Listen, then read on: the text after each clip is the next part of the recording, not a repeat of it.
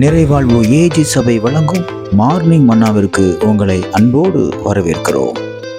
கர்த்தருடைய பரிசுத்த நாமம் மகிமைப்படுவதாக. இந்த நாளில் உங்களை சந்திப்பதிலே மிகுந்த சந்தோஷம். எனக்கு அன்பான தன் பிள்ளைகளை, ஒரு வேலையை ஆரம்பிக்கிறேன், அதுல என்னால தொடர்ந்து செய்ய முடியல.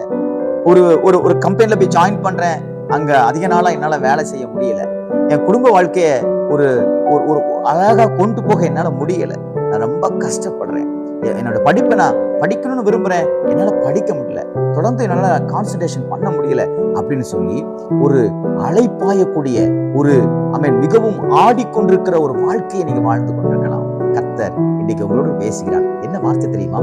1 கொரிந்தியர் எழுதின புஸ்தகம் 1ஆம் அதிகாரம் 8வது வசனத்துடைய கடைசி பகுதி இப்படியாக சொல்லுகிறது, அவர் உங்களை ஸ்திரப்படுத்துவார் என்றால் உறுதிப்படுத்துவார்.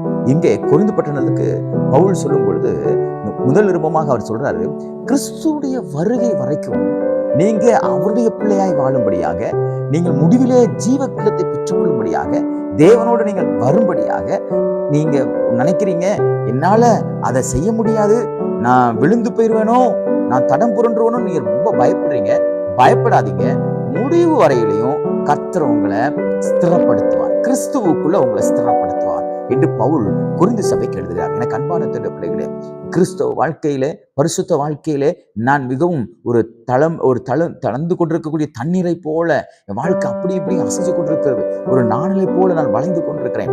என்னால ஒரு காரியத்து மேல கான்சன்ட்ரேஷன் பண்ண முடியல, என்னால பரிசுத்தமாய் வாழ முடியல, என்னால சரியாக ஜெபிக்க முடியல, என்னால தேவனுக்காக எந்த காரியத்தை செய்ய முடியல, என்னால ஒரு வேலையை சரியா செய்ய முடியல, என்னால சரியான ஒரு படிப்பு படிக்க முடியலன்னு ரொம்ப புலம்பிக் கொண்டிருக்கிற உங்களை பார்த்து கர்த்தர் சொல்றாரு, நான் உன்னை ஸ்திரப்படுத்துவேன். எந்த காரியத்தை உங்களால முடியலன்னு பலவீனம் நீங்க நினைக்கிறீங்களோ, இந்த காரியம் என்னால முடியாதுன்னு சொல்லி நீங்க ஒதுக்கி வச்சிருக்கீங்களோ, அந்த காரியத்துல கர்த்தர் இன்னைக்கு ஒரு ஸ்திரப்படுத்துவார், ஒரு உறுதியை தருவார். உறுதியற்ற நிலையில வாழ்ந்து கொண்டிருக்கீங்கல்ல, எனக்கு எந்த காரியத்துல நிக்கணும், எப்படி நான் முன்னேறி வரணும் அப்படிங்கிற ஒரு உறுதி இல்லாம இருக்கிறேன். ஒரு நாள் ஒன்ன யோசிக்கிறேன், மறுநாள் வேற என்னத்தையும் யோசிக்கிறேன். கர்த்தர் இன்னைக்கு உங்க மைண்டை ஷார்ப் பண்ணுவார். உங்க இருதயத்துல எல்லா குழப்பங்களையும் கர்த்தர் நீக்கி போட்டு உங்க இருதயத்துக்குள்ள ஒரு ஸ்திரத்தை ஏற்படுத்துவார்.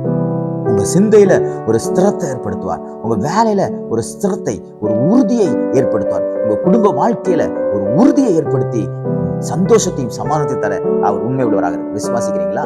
எந்தெந்த காரியத்துல எல்லாம் அவன் விழுந்து போயிடுவான்னு பயந்து கொண்டிருந்தீங்களோ, அதை கர்த்தர் விழாதபடிக்கு உங்களை தாங்கி பிடித்து பரிசுத்த ஆவியின் துணையோடு நீங்கள் முடிவு பரியந்தம் நிலைத்திருந்து ஜீவ கிரீடத்தை பெற்றுக்கொள்ளும் வரையிலும் பரிசுத்த ஆவியானவர் உங்களுக்கு உதவி செய்ய போதுமானவராக இருக்கிறார். விசுவாசிங்க, இந்த நாள் கர்த்தர் உங்களை ஸ்திரப்படுத்துகிற நாள், உறுதிப்படுத்துகிற நாள்.